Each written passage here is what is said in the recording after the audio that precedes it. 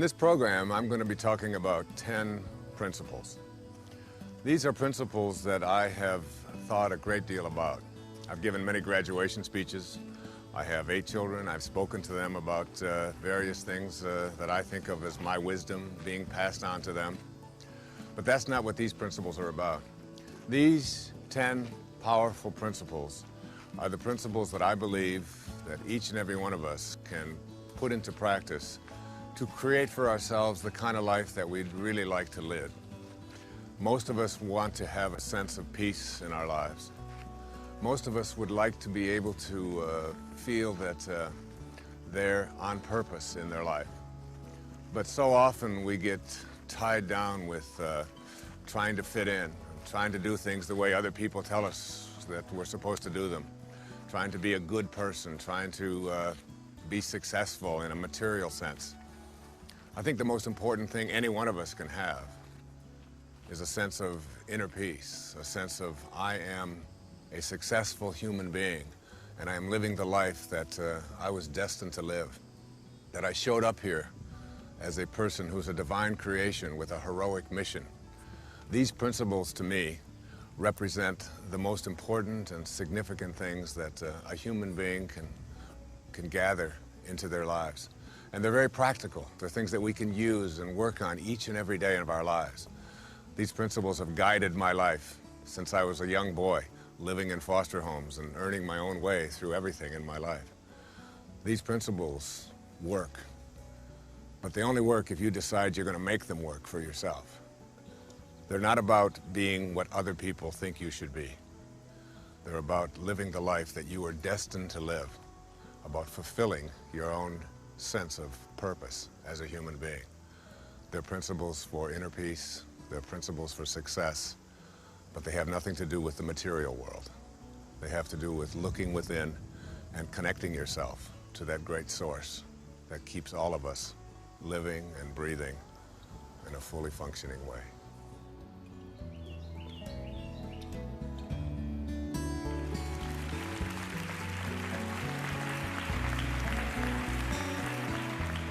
Dr. Wayne Dyer is a best-selling author, lecturer, and modern philosopher. He holds a doctorate in counseling psychology and is America's leading teacher of transformational wisdom. Thank you. Thank you. Thank you very kindly. We are here in a very special place. We are in the very church where, on the very setting, where Emerson, Ralph Waldo Emerson's grandfather was the minister here when the American Revolution began, and the shot heard round the world was fired just a little ways within walking distance of where we're standing. And it is a very special time for me because in my writing place, which is a very private place, I don't write with a computer. I don't write with a typewriter. I put my left hand on the table and I take my right hand with a ballpoint pen and I have a pad of legal size paper and I allow whatever comes through to come through my heart and onto the page. And in that writing space, I have had a picture of 2 people on my desk. The 2 people that have been on my desk have been Ralph Waldo Emerson, who was called by many America's teacher, a man who just took the ideas that he felt burning in his breast and talked about them regardless of what others around might have felt or thought. He gave an address at the Harvard School of Divinity and wasn't invited back for 33 years because of the things that he said about how he felt man should become self-reliant and how spirituality ought to serve man rather than frighten him. On the other side of my desk is a picture of a man named Henry David Thoreau.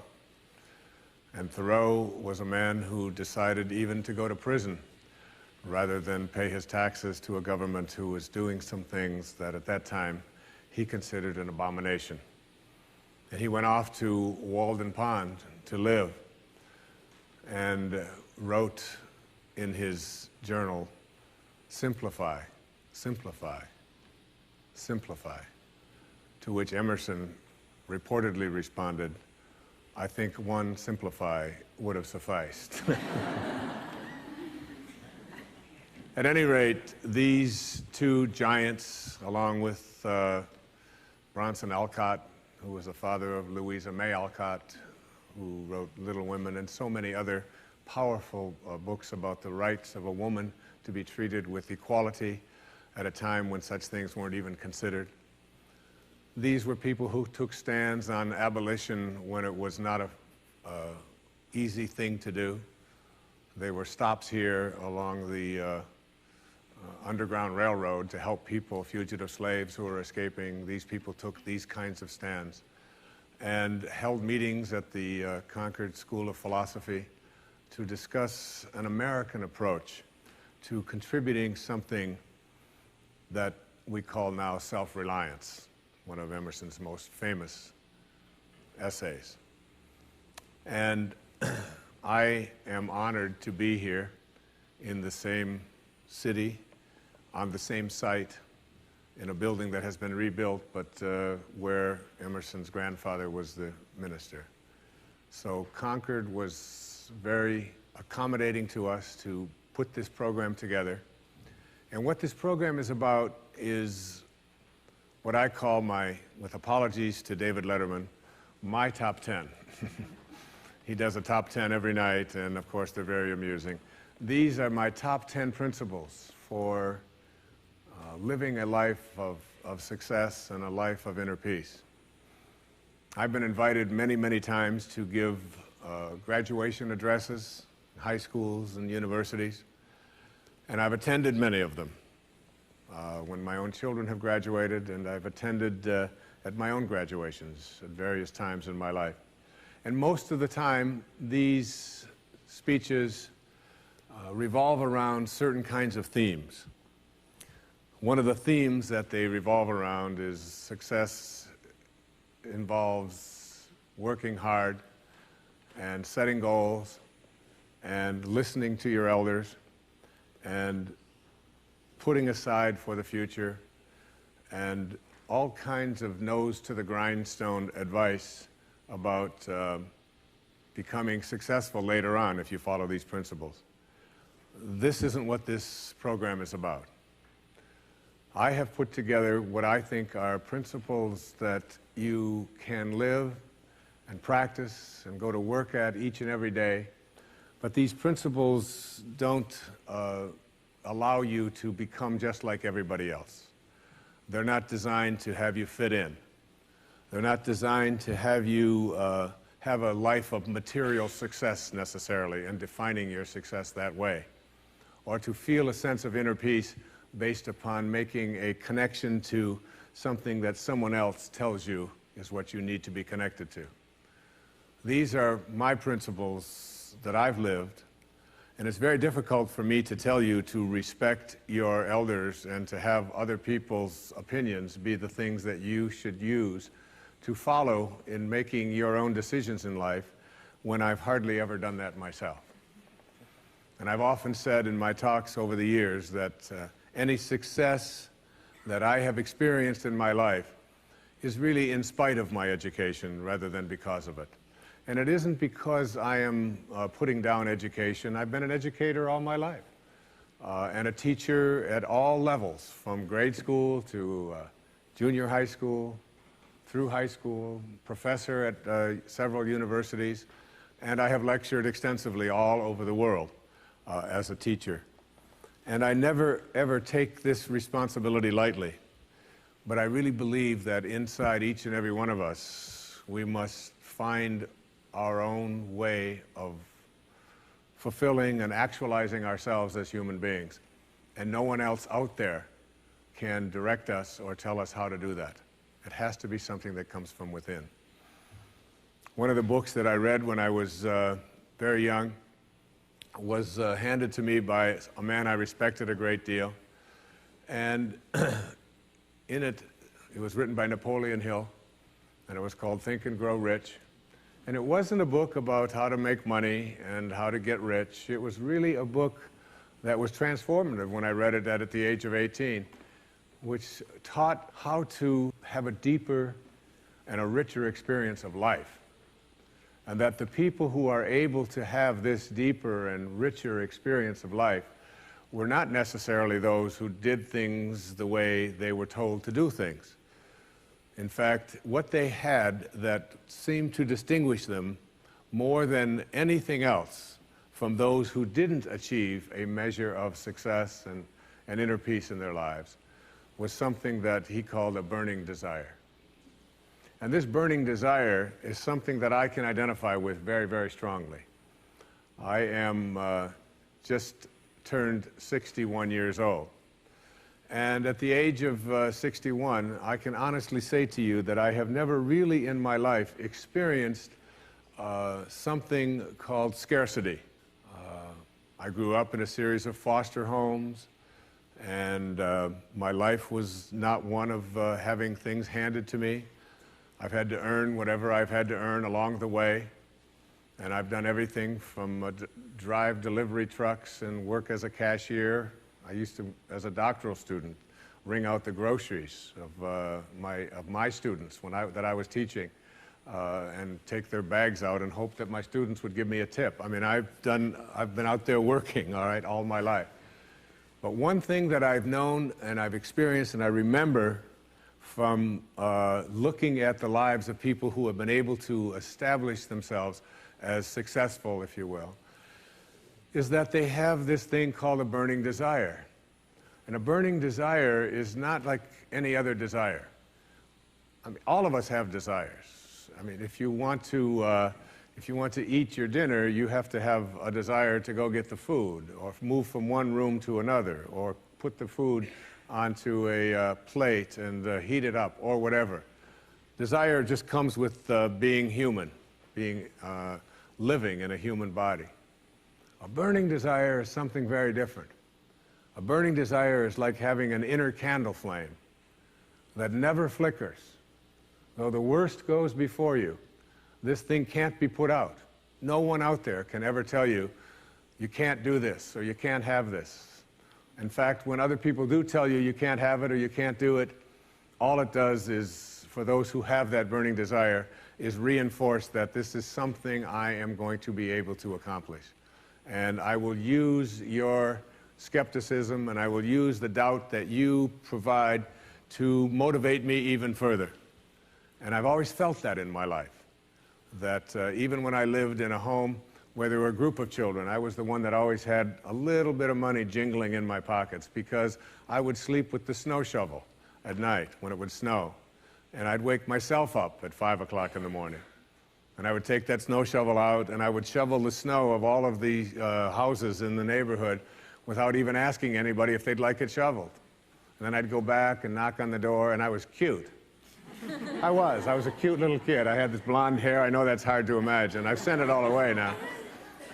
And I would just stand there and say, I shoveled your snow for you. And sometimes I would get a nickel or a dime. I even got a quarter on a couple of occasions. That doesn't sound like much, but that was 1946, 47. That's equivalent to $6,000 in today's money, all right?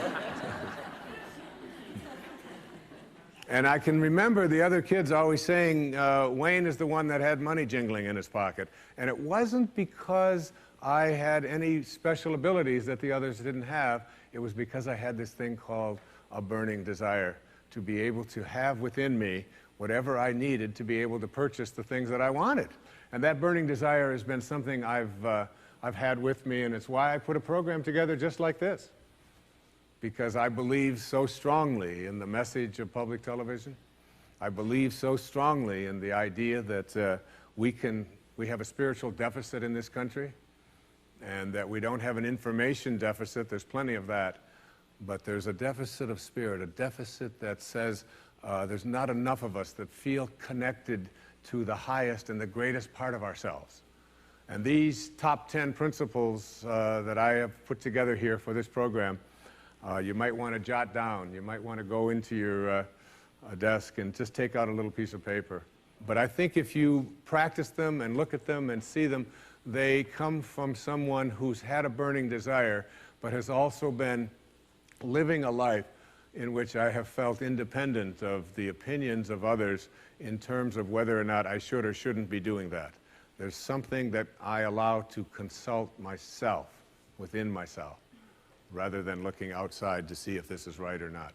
And so let me just I'll number them and I'll go through them and I'll give you some examples of them, and you decide whether they're to your liking or whether they work or not.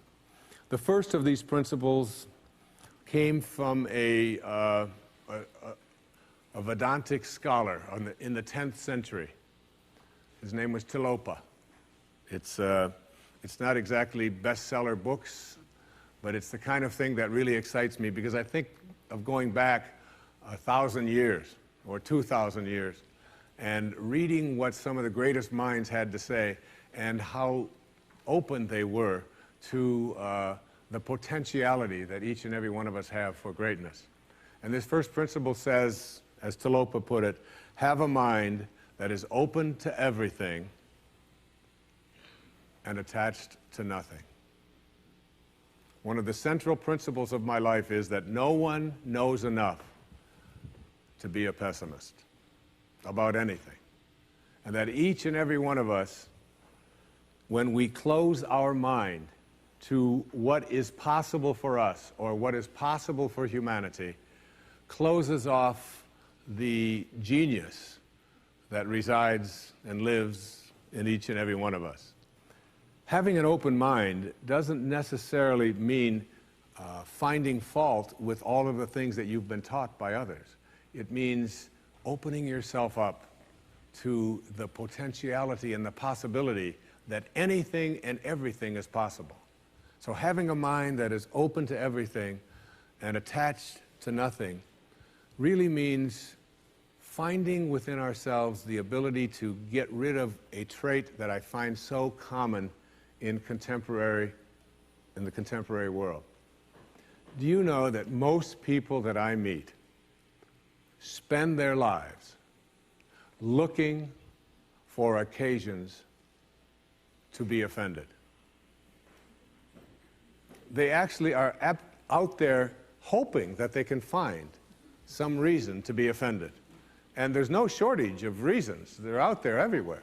The way this person dressed, what this person said, they turn on their TV, they hear the news, they're offended by this, someone used language that they didn't like, someone doesn't share the same customs that you, and people all day long. In fact, if you keep track tomorrow, you will find probably 100 reasons that you can go around being offended. But a mind that is open to everything and attached to nothing is a mind that says, I'm never looking for anything to be offended by. And that whatever anybody else out there has to say, my response to that is, that's an interesting point of view. I've never considered that before. I remember being interviewed for a morning television show, and the woman that was interviewing me said, how does it feel to be talking to audiences where people have all of these strange beliefs, these weird things that they come to? And it intrigues me, because one of the things that Emerson said is, in one of his very first essays, he says the first thing we have to say respecting what are called new views here in New England, where we are right now, is that they are not new, but the very oldest of thoughts cast into the mold of these new times. And that was in 1842. He was speaking about that. And this woman asked me the question. She said, doesn't it offend you that there's people out there and they're talking about people using crystals to heal somebody? And I remember my response. My response was that if I've got hemorrhoids and somebody out there is convincing me that crystals are going to heal them, I'm ordering crystal chairs. Why not? I mean, all you have to do is understand something called a placebo. And what is a placebo? It's nothing more than a convincing belief. If I hand you this pill and say this pill is going to cure your arthritis, and you take it and the pill is just a sugar pill, but your arthritis disappears, I'm into buying those placebos. Where can I get some of those placebos? And it's true of everything. And it's when you think about all the things that we enjoy and what our life is like, it took people who had a mind that wasn't closed to allow us to make the progress that we've made. Progress is impossible if you always do things the way you've always done things. But the other word in this, what Talopa said, is be attached nowhere. Be attached nowhere. Attachment really means I am deluding myself into a belief that if I can't have or if I can't do this or that thing, then somehow I am going to become immobilized. So an open mind that is detached. In my most recent book, in A Spiritual Solution to Every Problem, I have an observation. And it's an observation from Anthony DeMello, a man I respect enormously, a priest, who, in The Way to Love, puts it this way. Here's a great test for your relationships, especially the relationships that you're in with those whom you love, not your children, but your spouses and your lovers and so on. Try this test on for size. 1, I am not really attached to you at all. I am merely deluding myself into the belief that without you, I will not be happy. And 2, and here's the toughest test for non-attachment, I leave you free to be yourself, to think your thoughts, indulge your tastes, follow your inclinations, behave in ways that you decide are to your liking. How's that for a challenge? And so what most of us do in our relationships and why they are not as successful as we would like them to be is that we become attached and we tell ourselves that if this person behaves in a way that I find offensive, then I can't be happy. I make my happiness, my fulfillment dependent upon those people that I love being what I think that they should be. And detachment doesn't mean being a victim. It just simply means I know that I can make my life fulfilled and happy by having a mind that is open to everything and attached nowhere. The second principle is a very simple principle. It says you can't give away what you don't have. Now, it sounds ridiculous, okay? But it's more than what meets the ear as you hear this. You can't give away what you don't have. People who are not good at giving away love can't give away love because they don't have it to give away. If I want to give you a dozen oranges, I can't give you those dozen oranges unless I go out and pick up 12 oranges someplace. Otherwise, all it is just empty rhetoric. And the same thing is true of virtually everything in your life. You can't give away love for others if you don't have love in here to give away. If what you have in here is contempt, if what you have in here is anger, if what you have in here is fear, then these are the things you're going to be giving away in your life. And I've often thought, and I really believe very strongly that there's a law, sort of a law in the universe. I call it the law of attraction. And the law of attraction is one that works like this. You get back from the universe, from the world, what it is that you put out there in the world. And if you're putting out there into the world that I am not worthy of attracting something beautiful into my life, that the universe will respond back to you with exactly that message. And there are people who come to me and who came to me for years when I had my own counseling practice and so on, and they would say to me, I just keep attracting the same kind of people, the same kind of events, the same kind of losers into my life. Why is that? Why do I keep doing that? And I keep attracting an absence of abundance. I just can't seem to attract abundance into my life. I'm always behind the 8 ball. I'm never getting ahead. And I suggested to them, I said, did it ever occur to you that that's the very kind of message you're sending out to the world and out to the universe? That the ocean of abundance is there, and you can go to that ocean of abundance, and you can take a Mack truck, and you can fill it up 20 times a day, and take it out of there, and guess what? It doesn't impact at all the ocean of abundance. It doesn't even go down a zillionth of an inch. It's unlimited. Or you can go to the same ocean of abundance with a eyedropper, and you can just take this much out once a month and say, that's all that seems to be available for me. And the interesting thing for me is that when people go to this ocean of abundance, this unlimited world, all that I have is thine, it says in the holy books. All that I have is thine. It's all there for you. But if you believe inside that it's limited, that you can only get so much, that other people are going to get it before you do, then you'll find yourself creating that very same thing. And the even more interesting part about this, you can't give away what you don't have principle, is that if your message to the universe is gimme, gimme, gimme, which is a lot of people's message to the universe. I want this from you, I want that from you, please give me this, I have to have that. That's what their prayer is like, that's what their message is, and they say, I want this from the universe, gimme, gimme, gimme. The universe's response back to that kind of a mentality is exactly the same. The universe will say right back to you over and over again, gimme, gimme, gimme. And you'll find yourself never, ever arriving, but always being in a state of striving, always feeling as if you're being neglected, never feeling as if you have enough, always feeling as if you're being shortchanged, because you're constantly under the pressure to give, to get back what the universe is demanding from you. And the interesting thing about all of this, the irony of this, is that if you shift that and you say to the universe, to the world, how may I serve? How may I serve? The universe's response back to you is, how may I serve you? How may I serve you? And it's very intriguing. When you take your energy and your attention off of what you are demanding from the world, and instead saying, what can I give to the world?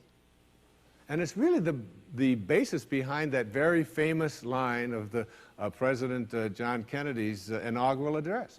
Ask not what your country can do, ask what you can do for your country. And the irony of that is, and I've learned that in my own life, that when I stopped thinking about what was in it for Wayne Dyer and how much could I get, and I began to shift and say, how can I help you?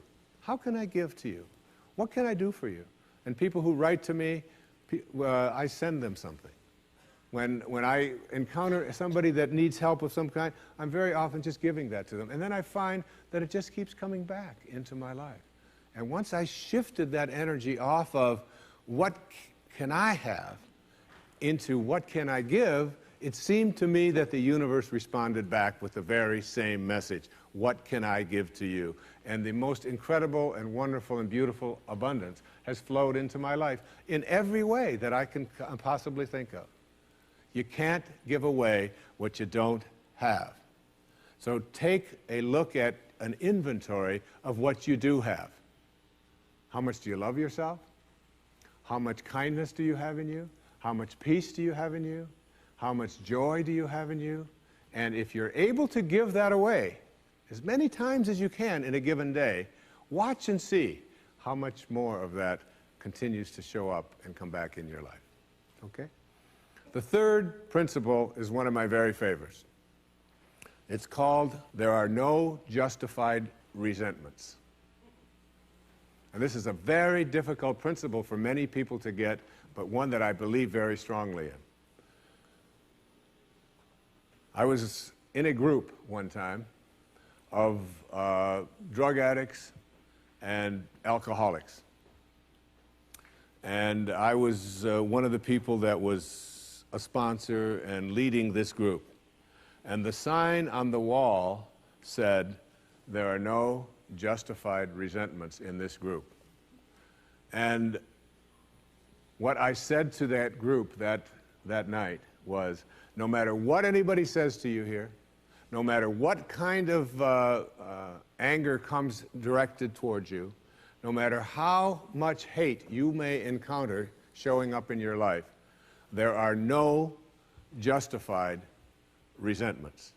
Meaning that if you carry around resentment inside of you about anything or about anyone, and I'm talking about the person that you lent money to and hasn't paid you back, I'm talking about the person in your life that you feel was abusive in your life, I'm talking about the person who walked out on you and left you for somebody else, I'm talking about all of the things that you have justified in your heart and in your life that you have the right to be resentful about. And I'm suggesting to you that those resentments will always end up harming you and creating in you a sense of despair. I've often said that no one ever dies from a snake bite. The snake bite will never kill you. You cannot be unbitten. Once you're bitten, you're bitten. But it's the venom that continues to pour through your system after the bite that will end up destroying you. So now you have to take a look at all of the resentments that you may have in your life. And I'd like to suggest to you that I think there is a wonderful metaphor for this that I have created in my life for how to make this work. And I think that Regis Philbin is the one who's responsible for it, all right? My buddy Regis.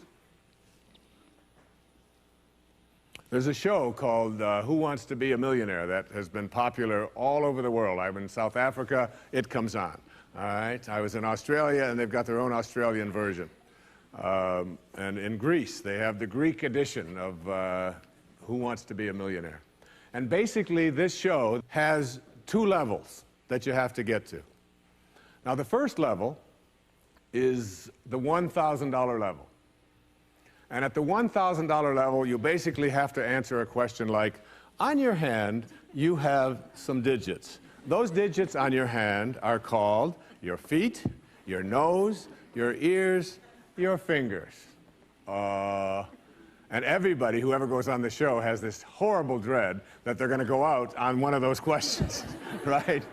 So basically, in order to get to the $1,000 level, all you have to do is answer 5 pretty simple questions in order to get to the $1,000 level. Now, on this program, the $1,000 level for you in this metaphor means that you will leave with something if you get this.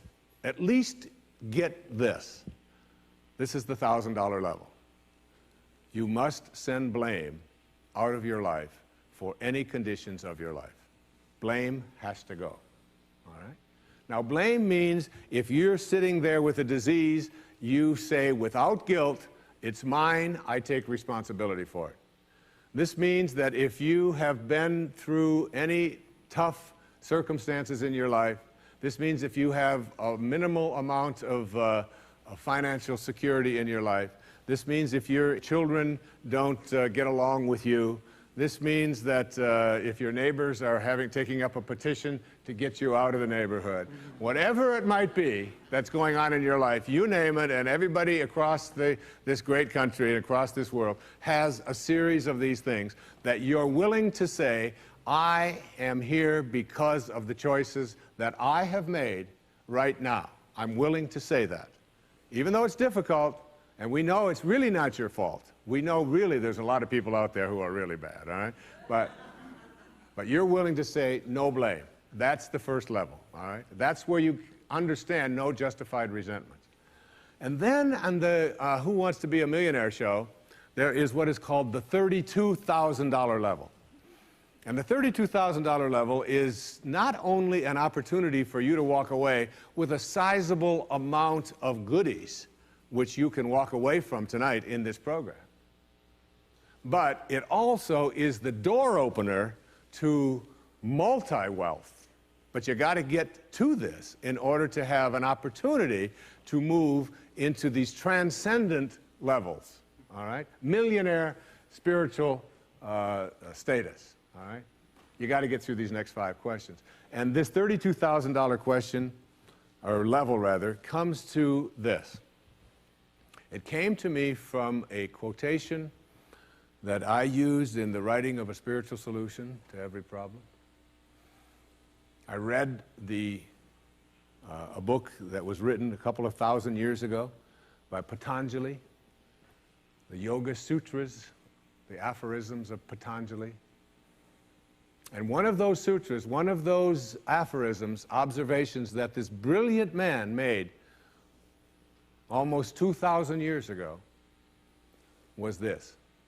He said, if you become steadfast in your abstentions of thoughts of harm directed towards others, all living creatures will cease to feel enmity in your presence.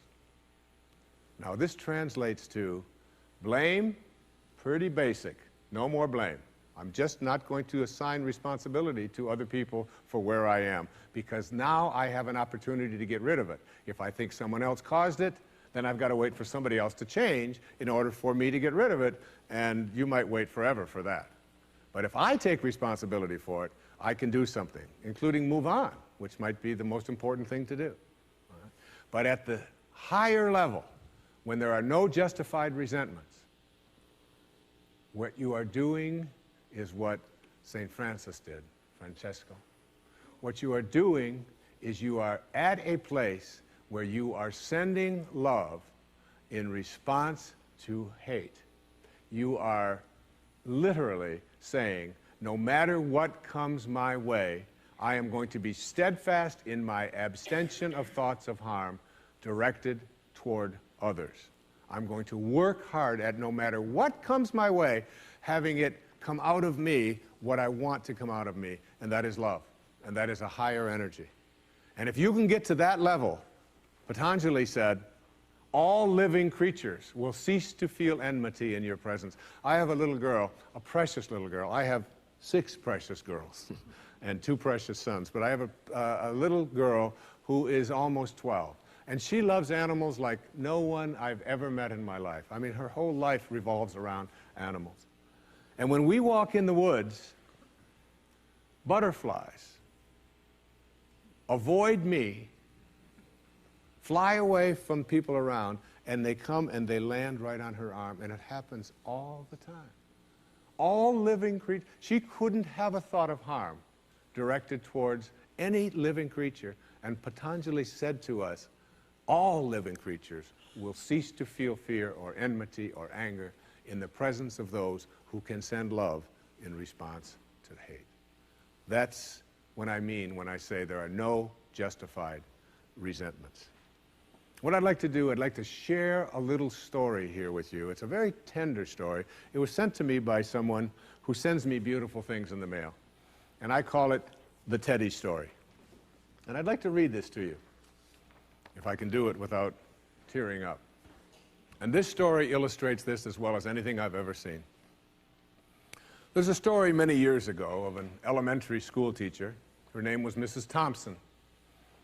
As she stood in front of her 5th grade class on the very first day of school, she told the children a lie.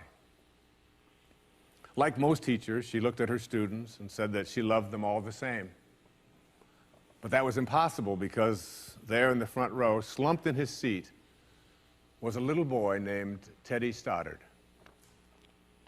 Mrs. Thompson had watched Teddy the year before and noticed that he didn't play well with the other children, that his clothes were messy, and that he constantly needed a bath. Teddy could be unpleasant. It got to the point where Mrs. Thompson would actually take delight in marking his papers with a broad red pen and making bold X's and then putting a big F at the top of his papers. At the school where Mrs. Thompson taught, she was required to review each child's past records, and she put Teddy's off until last. However, when she reviewed his file, she was in for a surprise. Teddy's 1st grade teacher wrote, "Teddy is a bright child with a ready laugh. He does his work neatly, and he has good manners. He's a joy to be around." His 2nd grade teacher wrote, "Teddy's an excellent student, well liked by his classmates, but he's troubled because his mother has a terminal illness, and life at home must be a struggle." His third grade teacher wrote, "His mother's death has been hard on him. He tries to do his best, but his father doesn't show much interest, and his home life will soon affect him if steps aren't taken." Teddy's fourth grade teacher wrote, "Teddy's withdrawn and doesn't show up much interest in school. He doesn't have many friends, and sometimes he even sleeps in class." By now, Mrs. Thompson realized the problem, and she was ashamed of herself. She felt even worse when her students brought her Christmas presents wrapped in beautiful ribbons and bright paper, except for Teddy's. His present was clumsily wrapped in heavy brown paper that he got from the grocery bag. Mrs. Thompson took pains to open it in the middle of the other presents. Some of the children started to laugh when she found a rhinestone bracelet with some of the stones missing and a bottle that was 1/4 full of perfume. But she stifled her children's laughter when she exclaimed how pretty the bracelet was, putting it on and dabbing some of the perfume just long enough to say, "Mrs. Thompson, today you smell just like my mom used to." After the children left, she cried for at least an hour. On the very day, she quit teaching reading, writing, and arithmetic, and instead, she began to teach children.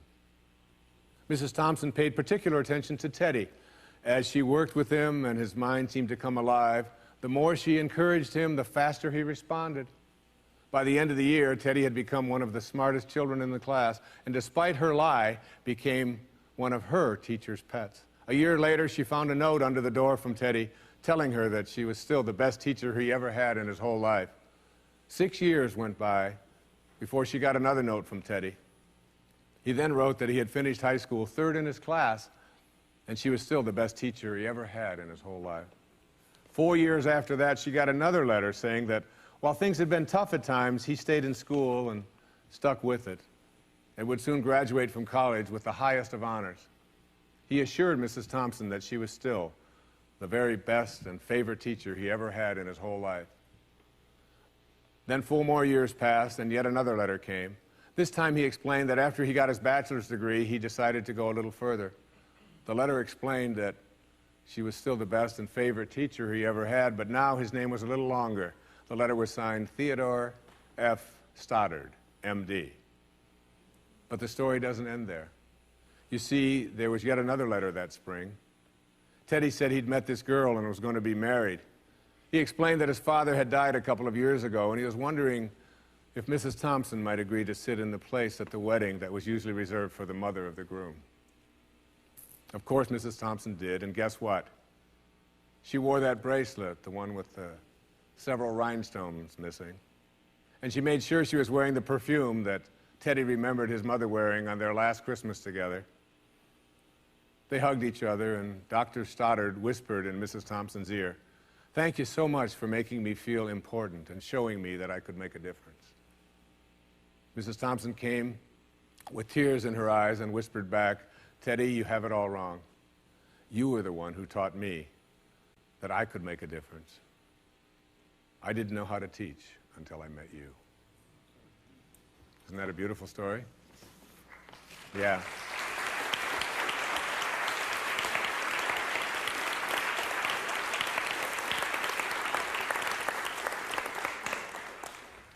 That symbolizes there are no justified resentments. Work at reaching that $32,000 level, the place where the only thing you have to send is love, because that's what's inside. And that's the message of our greatest spiritual teachers. That's all they ever had to give away. The next principle I call "Don't die with your music still in you." And who better to quote than Thoreau right here in Concord when he talked about some of us hear a different drummer, and we must march to the music that we hear. But all of you, everybody watching, everybody here in this beautiful parish, all of you have some music playing. And all of you have a heroic mission. There's no accidents in this universe. We all show up here with a purpose. There's an intelligence that is a part of everything and everyone, and all of us are connected to it. And too many of us are afraid to listen to that music and march to it. you out there, I know you have a book you wanted to write. I know there's a composition you wanted to compose. I know there's a song you want to sing someplace. Maybe you want to raise horses out in Montana. Or maybe you want to open up an ice cream shop on Cape Cod. Who knows what it may be. Maybe you just want to travel and see the world. Maybe you want to go into a relationship with someone but you've been afraid to, but your heart says it's the right thing to do. All of us feel something. And in Leo Tolstoy's famous novel, The Death of Ivan Ilyich, he asks this question that would be terrifying to me. He says, as he has his accountant from Moscow lying on his deathbed, contemplating the horror of this question, what if my whole life has been wrong? I've known what my music is. It's playing right now. As I stand here in front of you with these cameras and in this place, and as I sit down and write my books and tell the world what I know are my truths, I feel always completely on purpose and fulfilled. And no time will I ever come to the end of my life and say, what if my whole life has been wrong? Whoever you are, whatever that music is, however distant it may sound, however strange, however weird others may interpret it to be, don't get to the end of your life and know that you're going to leave and not have it played yet. Don't die with your music still in you. It's the message of the greatest teachers who've ever walked among us.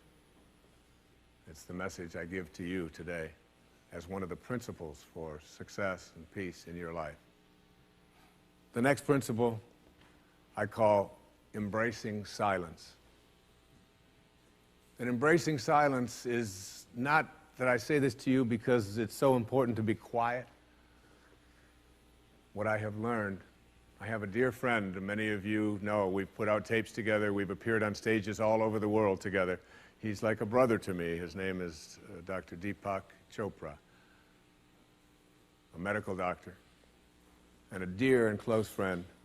And whenever anything is going on in my family, if I'm having a problem with one of my children or in my own life, and if I call him up and I'll say, Deepak, or his wife Rita, I'll say, Deepak, what do you think I should do? He always has the same answer, meditate.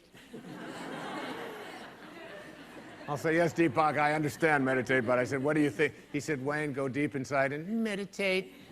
Always meditate. I'll say, will you put Rita on? Wayne, meditate. I say, all right. And you know, I've learned a lot in meditation. But what I know most about getting quiet and getting peaceful is this, that there's only one power in the universe, and it doesn't matter what you call it. You can call it soul, spirit, consciousness, God. You can call it Louise. You can call it anything that you want. But as Alan Watts said, you can't get wet from the word water. It's not what we call something that gives it its substance.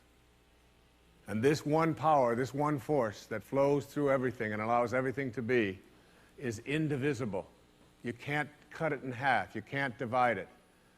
It's one. It's knowing the one. And everything in your life is almost always given a division.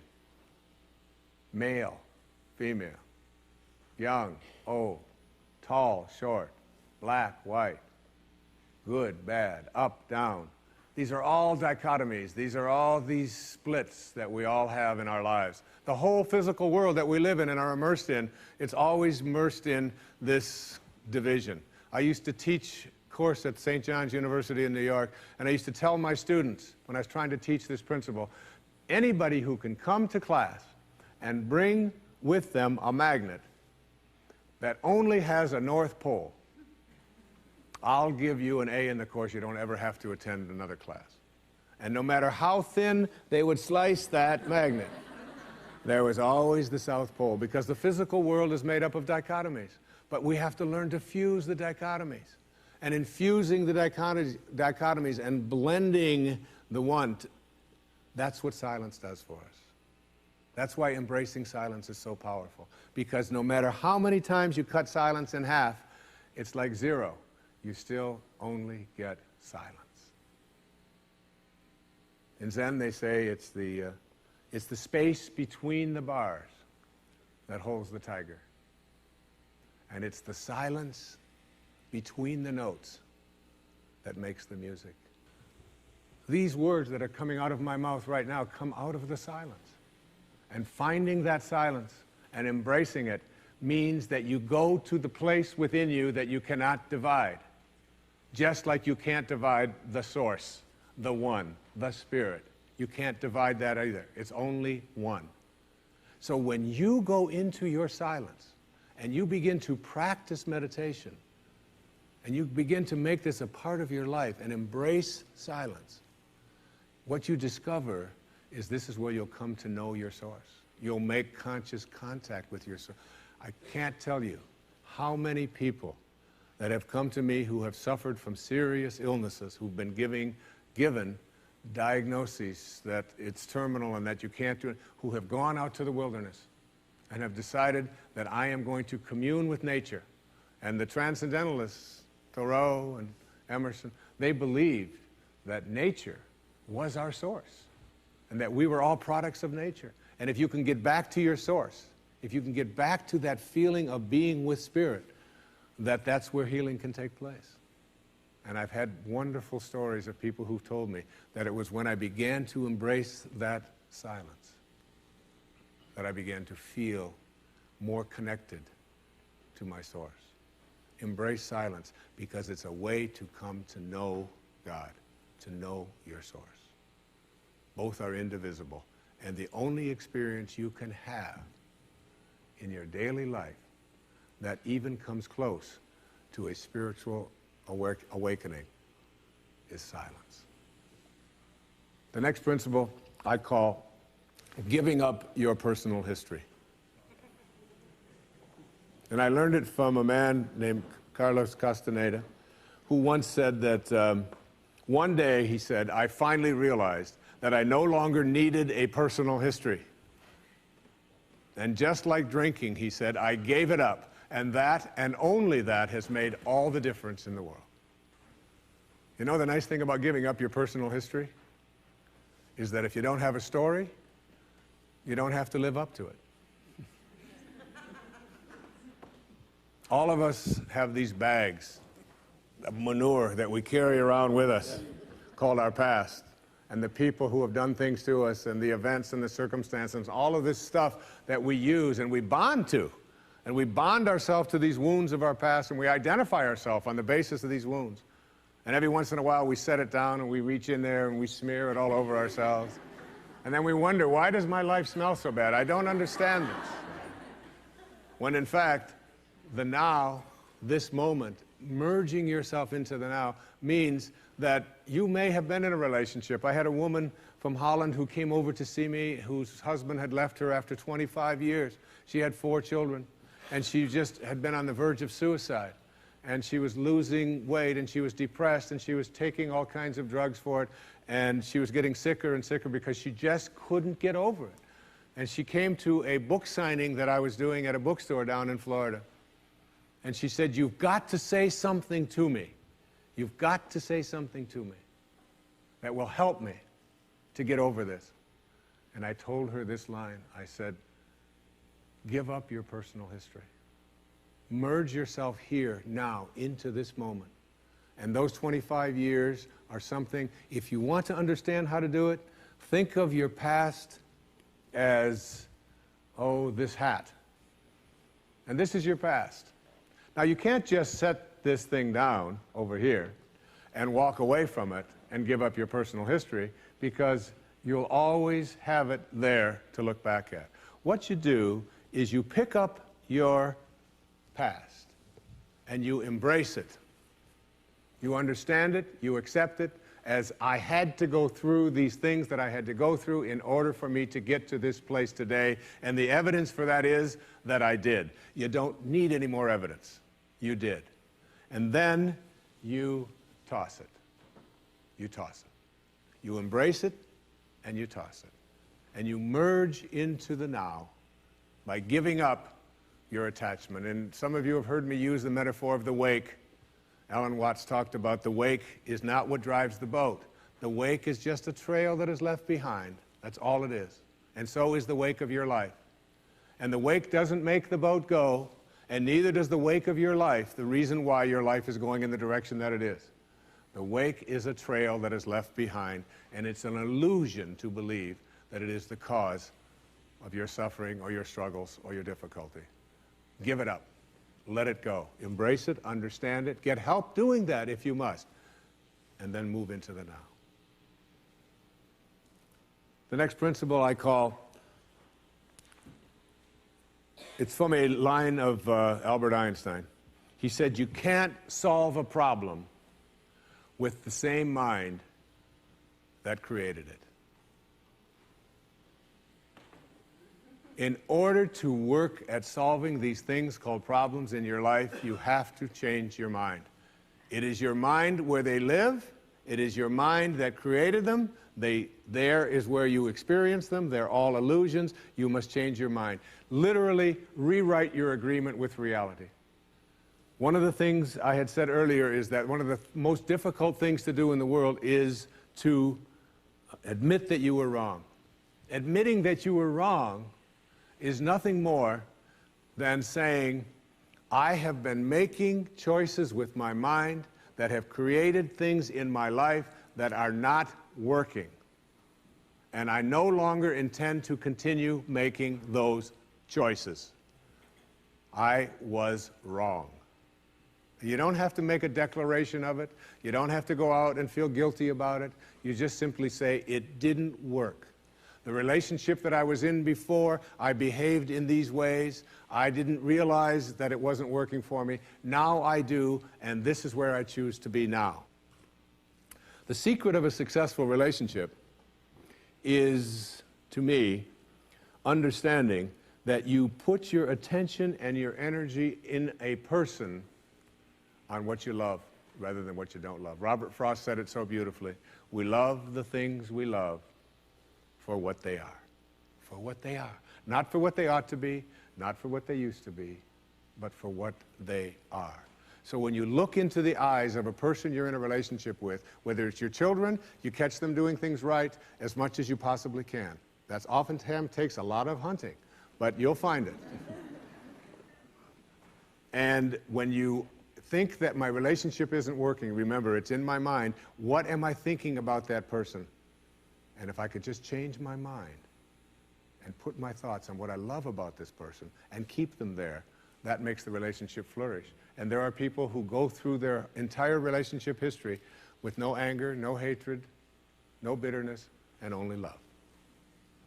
The next principle is, I call it treating yourself as if you already were what you would like to become. In other words, you get out in front of your life and you see yourself as having already what you know you'd like to have and deserve to have. My children know how to do this perfectly. I have a daughter who wanted a prom dress, and the prom dress was way outside the budget that I thought a prom dress should be. Well, I thought a prom dress shouldn't cost over $20, so I do have a problem, right? But I upped it to somewhere around $250. I don't know how much, whatever. To me, it was still more than I paid for my first house, okay? But at any rate, she called and said, Dad, this is the only prom dress I could wear. I've got to wear this prom dress. If I don't wear this prom dress, it's just on and on and on with this wonderful. You know, I saw a wonderful book about how to raise teenage daughters. The title of it is Get Out of My Life, but first drive me and Cheryl to the mall, all right? That's the actual title. It's a good book. And so I told Serena, I said, it's just beyond the budget. I've got a certain amount of money that I'm willing to put for it. And she said, but I've already seen myself wearing it. I've already tried it on. I have a picture of myself in the dress in my living room, and I've already showed it to the guy who was taking me to the prom. I mean, it was this whole thing about, and she already saw herself in it. I said, well, if you see yourself in it, then you're going to have to also see yourself as earning the difference between what I'm willing to pay. And she drew up a contract.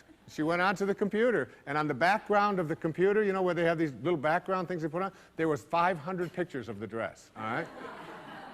And she signed a contract and said, I'll babysit, I'll do this, I'll do that, and I will pay the difference. And she did, and she wore the dress, because she understood that you treat yourself as if you already are what you'd like to become. There's a genius in you. You have to treat yourself as if you already were that genius. There's something you're completely capable of. See yourself as already there. Then you'll act upon those thoughts, because the ancestor to every action, said Emerson, is a thought. The next principle is called treasuring your divinity. Treasuring your divinity. There's a wonderful observation that I saw from Emerson in Self-Reliance. It's about trusting your divinity, knowing that you are connected to your source, knowing that you are a divine creation and that there are no accidents. He said, a man should learn to detect and watch that gleam of light which flashes across his mind from within, more than the luster of the firmament of bards and sages. Yet he dismisses without notice his own thought, because it's his own. In every work of genius, we recognize our own rejected thoughts. They come back to us with a certain alienated majesty. We often reject our thoughts, and we see the things that we think of as grand and as genius, and we reject them because they're our own. Treasuring our divinity instead of being terrified of it. Knowing that I am always connected to my source. There is no way that I cannot, because it is in you, and I am in you, and you are in me, and you can never be separated from it. There is no place that this source is not. It grows everybody's fingernails. It beats everybody's hearts. It digests everybody's foods. It opens all the flowers, and you're always connected to it. And finally, the last principle I call wisdom is avoiding all thoughts which weaken you. You know, every thought has an energy, just like everything else in the universe. And if you have a thought of shame, it will weaken your muscles. And what is your heart but a muscle? If you raise a child who believe in shame and feel ashamed of themselves, every time they think that shameful thought, they will be weakened. And if you have a thought of fear, and if you have a thought of stress, and you have a thought of anguish and anxiety, all of these thoughts and many more are the thoughts that will always weaken you. When you are having a thought that you know is disempowering you, shift it. Shift it to one that is empowering rather than disempowering. And the thoughts that empower are thoughts of neutrality and willingness and love, and ultimately thoughts of divinity. And when you see a troubled person who is out there struggling at the highest level of unity consciousness or God consciousness or spiritual consciousness, you recognize yourself in all that you see. There, but for the grace of God, go I. And I am connected to that person. Changing your thoughts. I appeared on the Tonight Show many years ago, several times, quite a few times.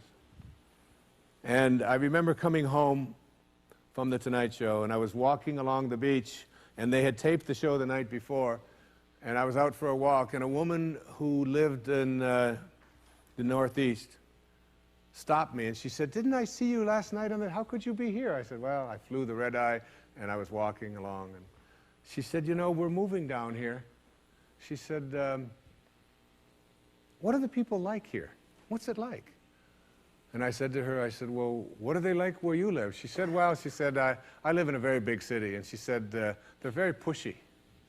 And people are not very kind. And they don't have time for you." And she said, "It's really not very pleasant." She said, "That's one of the reasons I'm leaving there."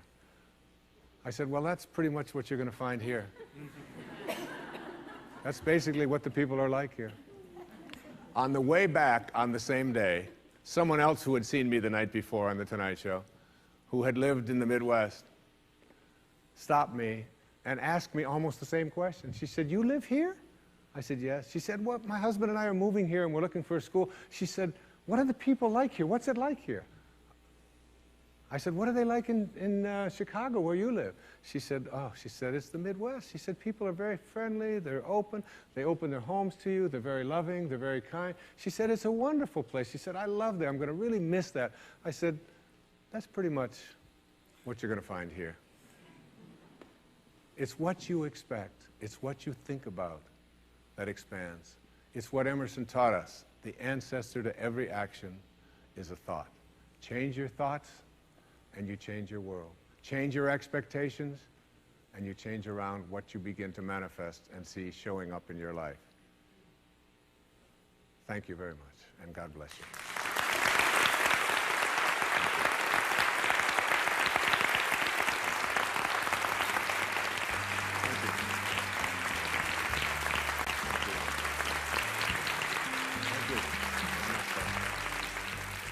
Coming up next, a special bonus segment. Dr. Dyer shares more teachings and stories about success and inner peace.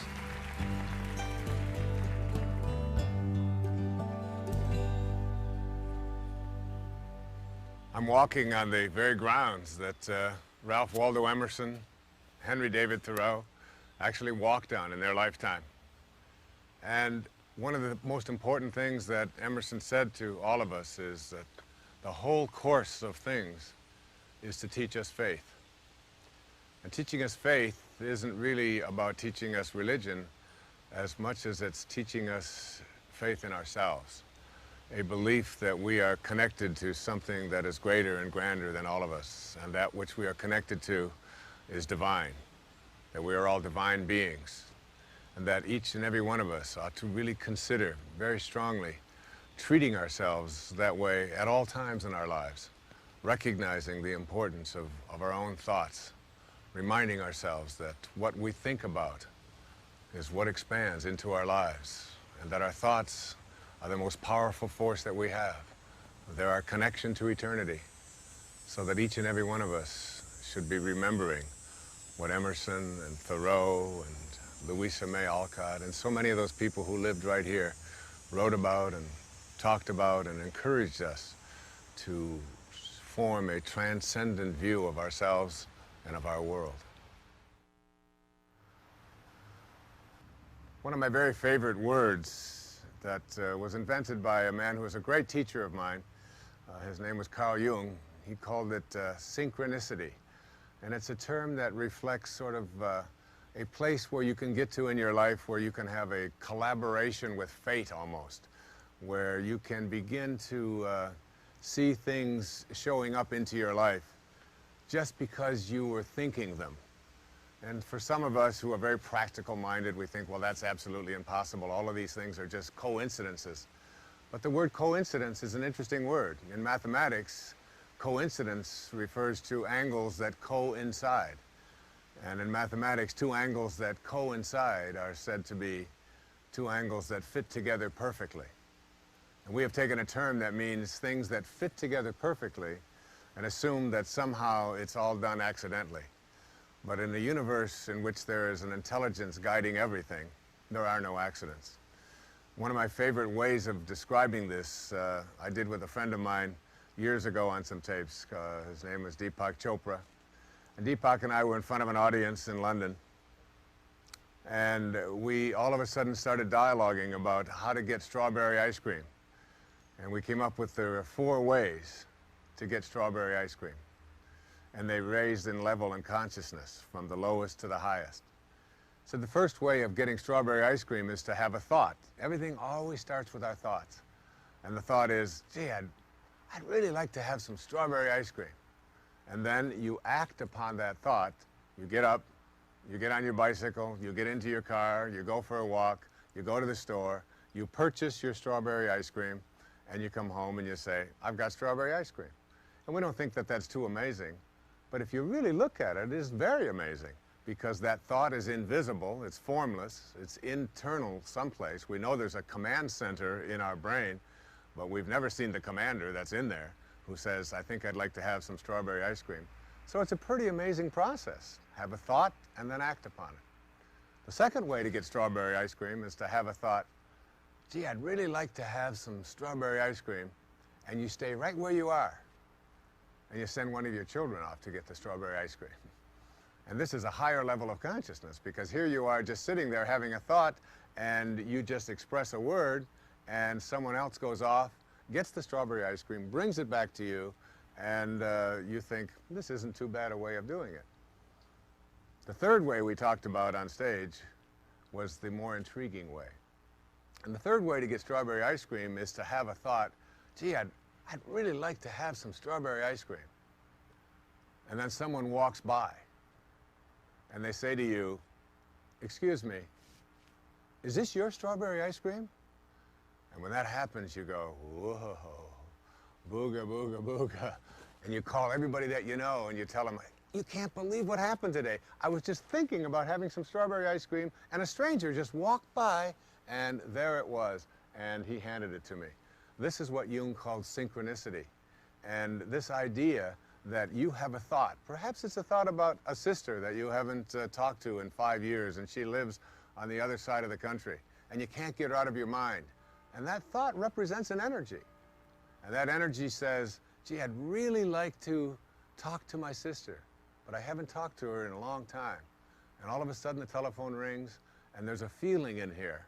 And that feeling says, "Gee, I bet you that's my sister." And you pick it up and sure enough, that's her. That's her calling you. And everybody that's out there has these kinds of experiences. You have a thought about something. I can remember one time having a thought about getting my screen doors fixed. And I had been given a hard time at home about get your screen doors fixed. And I just hate fixing screen doors.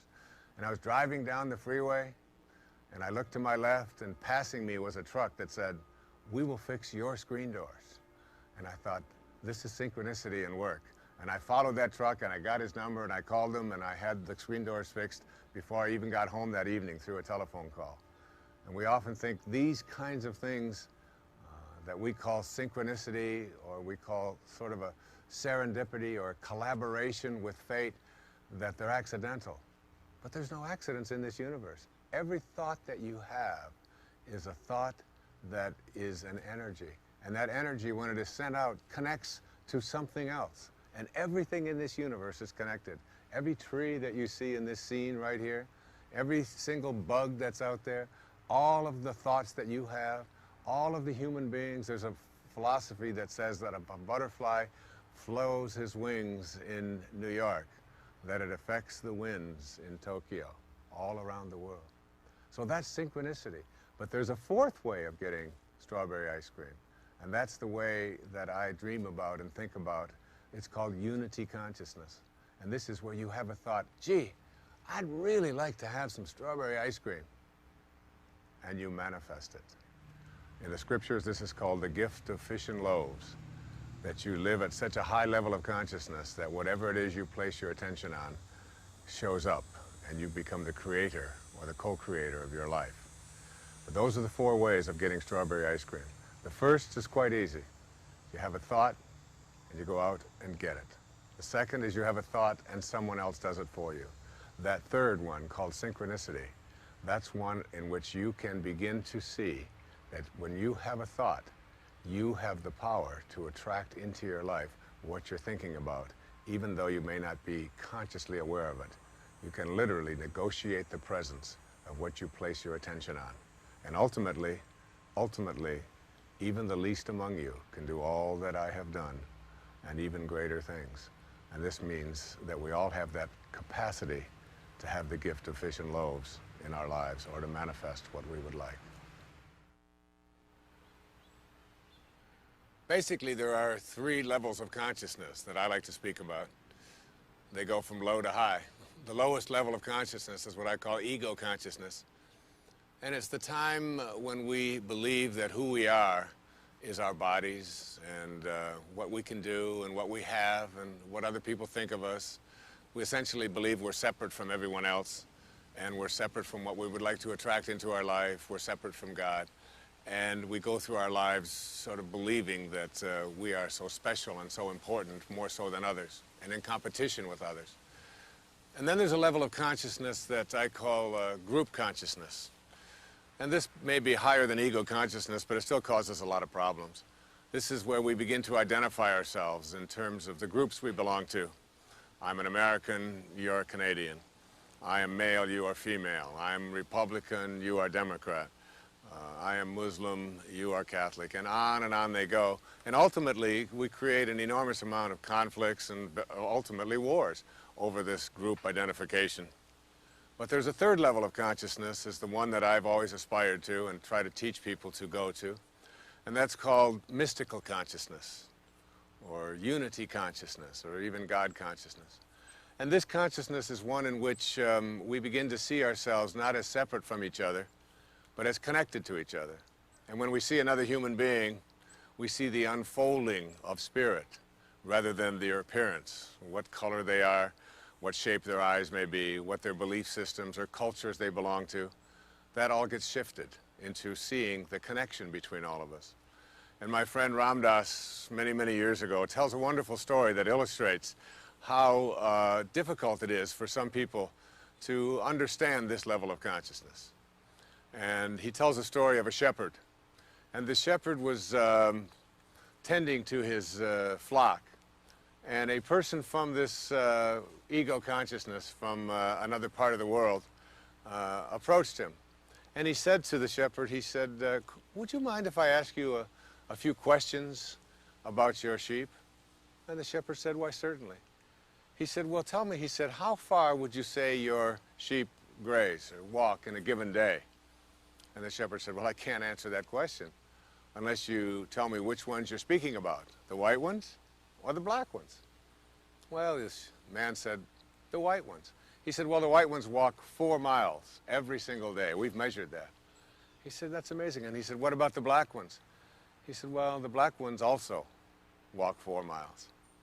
Well, he was a little perplexed by that, but he said, well, tell me this. He said, tell me, how much food would you say your sheep would eat in a given day?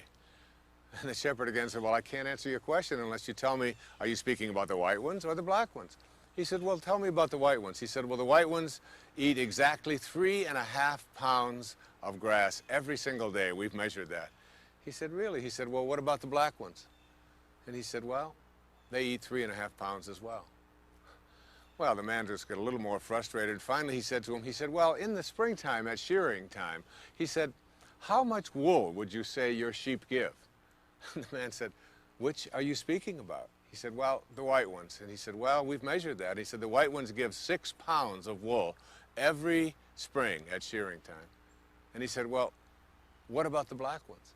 He said, well, the black ones give 6 pounds also. Finally, the man was beside himself. He just couldn't understand this. And he said to him, I don't understand this. Every time I ask you a question about your sheep, you ask me to divide them into the white ones and into the black ones, and then you tell me they're exactly the same. He said, why would you do that? He said, oh, he said, that may be a bit confusing to you. He said, let me explain. He said, you see all of those sheep out there? He said, yeah. He said, you see the white ones? He said, yeah. He said, I see the white ones. He said, well, the white ones are mine. I was given them, I raised them, and they're all mine. I own all of those sheep. Oh, he said, I understand. And he said, what about the black ones? He said, well, I own them too. And that was the story. And it's the story that I've always been amused by. I remember when I called one of my friends, and he laughed out loud at that story, Deepak Chopra. He said it got to him. The idea was that we, and from ego consciousness and group consciousness, need to divide everything into colors and into appearances. But there are some of us who understand that those are just artificial divisions and dichotomies, and in fact, everything in the universe is all sharing the same intelligence. We're all one, even though we try so hard to divide them up.